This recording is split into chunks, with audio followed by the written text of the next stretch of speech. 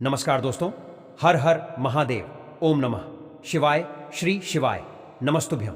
दोस्तों 20 मार्च 2024 बुधवार के दिन करीब 400 वर्षों बाद एक दिव्य और दुर्लभ संयोग बनने जा रहा है, क्योंकि इस दिन सभी एकादशियों में से सबसे बड़ी एकादशी आमल की एकादशी पड़ने जा रही है।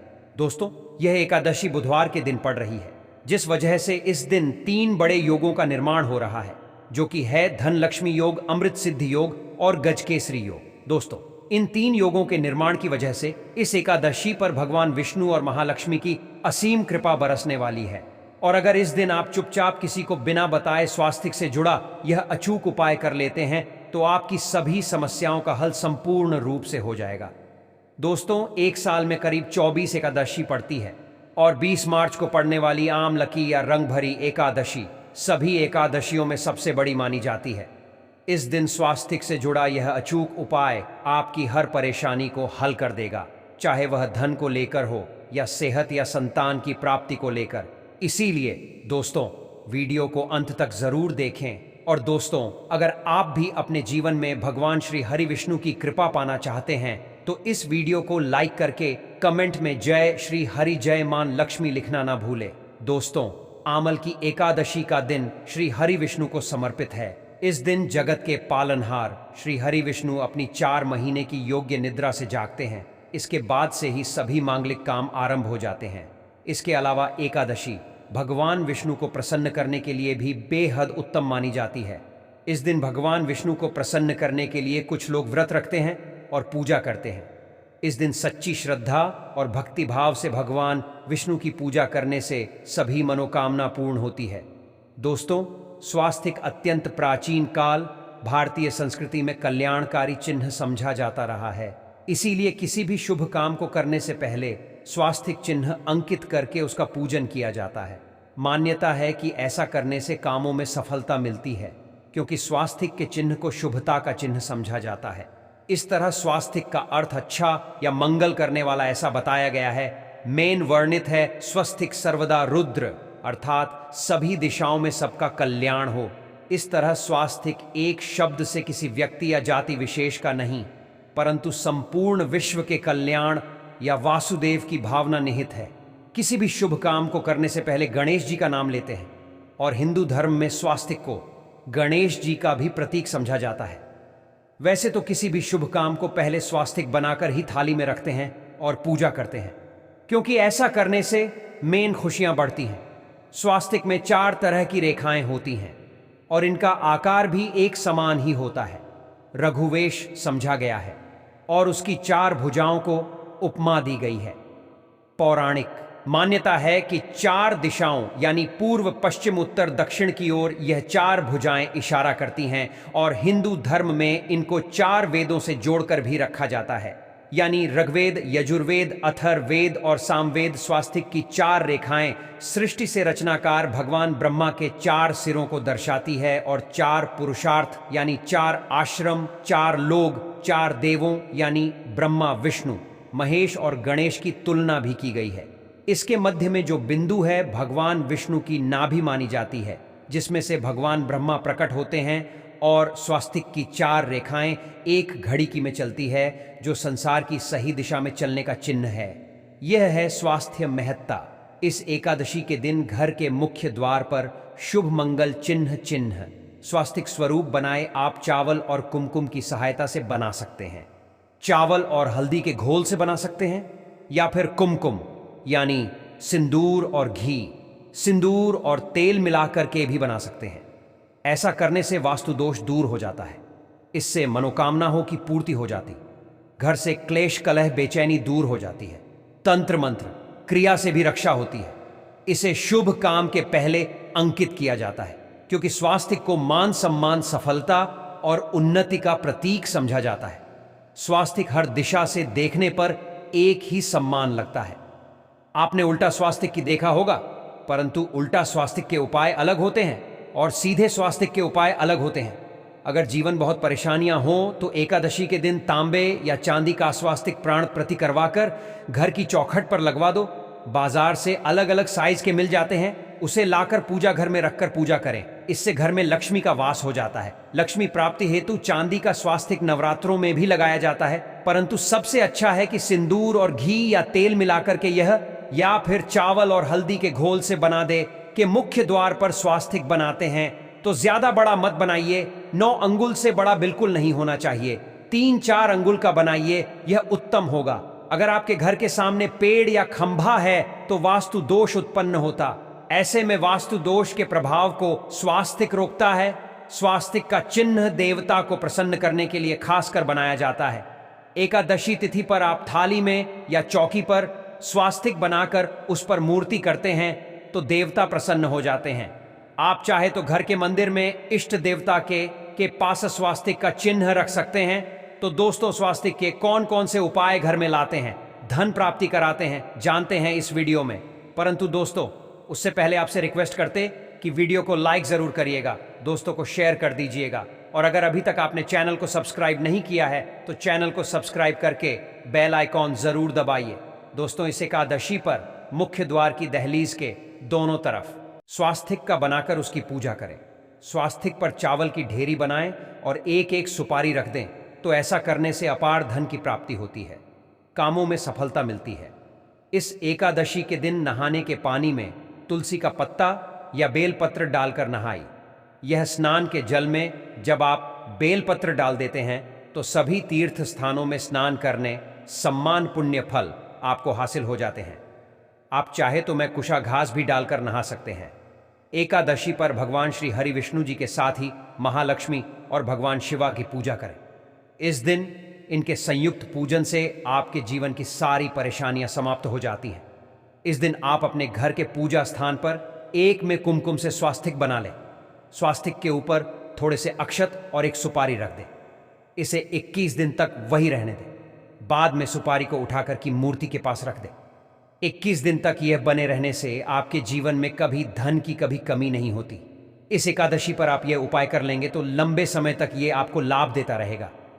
पितरों की कृपा पाने के लिए भी स्वास्तिक काम आता है। इसके लिए स्वास्तिक का चिन्ह घर के मुख्य द्वार के गोबर से बनाना चाहिए। इससे घर की सुख शांति बनी रहती है, पितरों की कृपा बरसती है। दोस्तों, कहा जाता है कि एकादशी के दिन पीपल की जड़ में अगर एक लोटे जल में एक छुटकी काले तिल और थोड़ी सी शक्कर डालकर जल अर्पित करें तो इससे पितृदेव की विशेष कृपा मिलती है और धन लक्ष्मी भी प्रसन्न हो जाती है। धन दौलत सुख समृद्धि यश मान सम्मान में वृद्धि होती चली जाती है।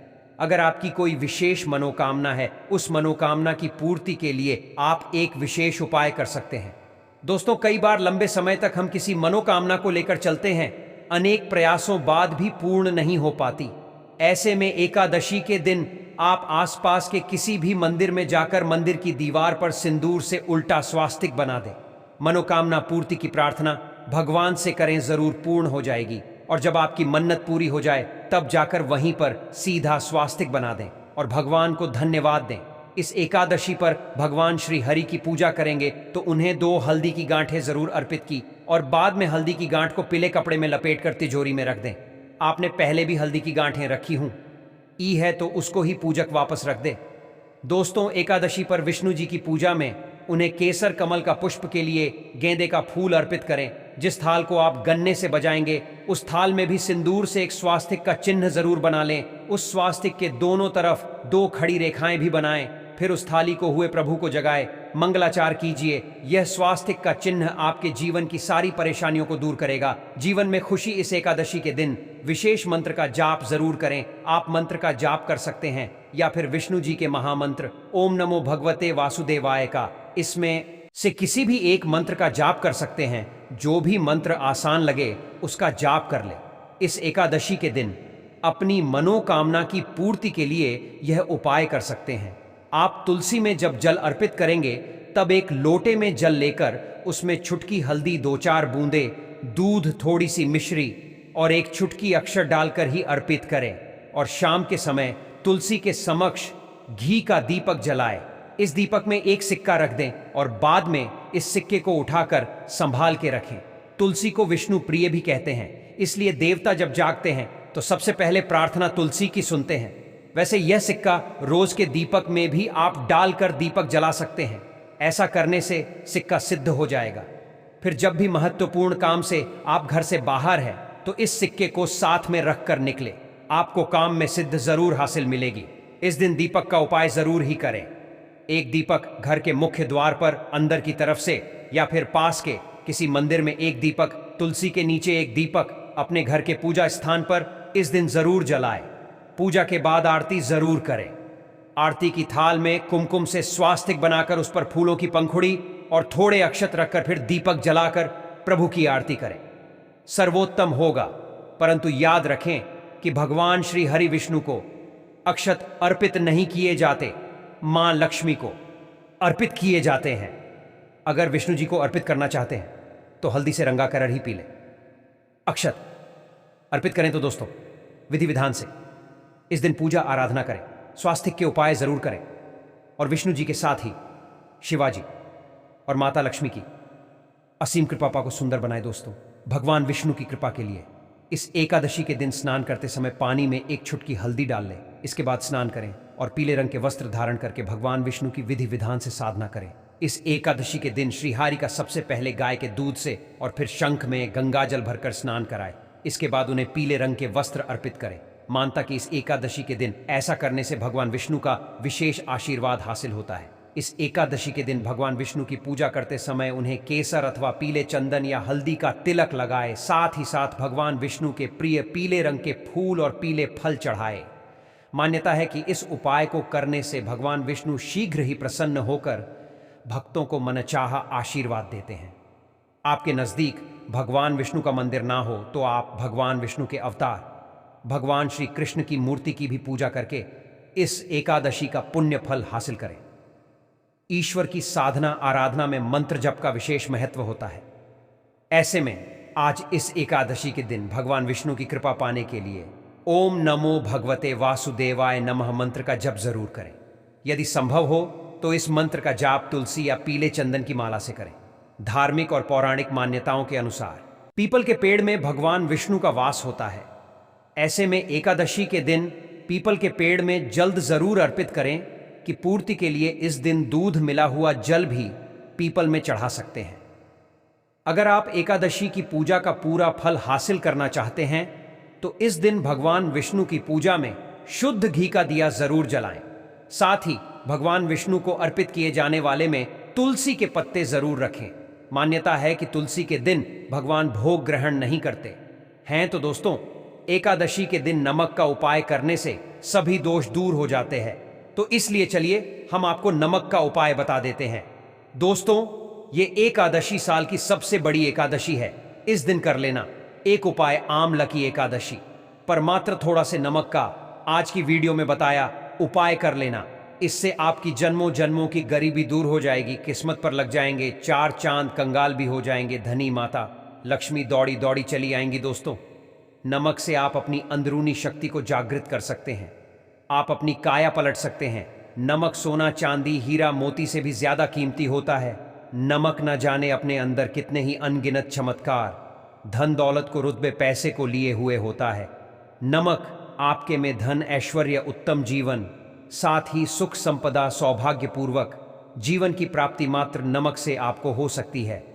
हमारे शास्त्रों में नमक को विशेष रूप से अत्यंत दुर्लभ एवं मंगलकारी सिद्ध हासिल करने वाला तथा मनोवांछित फल प्रदान करने वाला समझा है। शास्त्र संबंधित वेदों से उठाकर तथा लाल किताब से निकालकर आज हम नमक का वह विशेष उपाय आपको बताएंगे जिससे जीवन में अंधकार को पूरी तरह से यह खत्म कर देगा।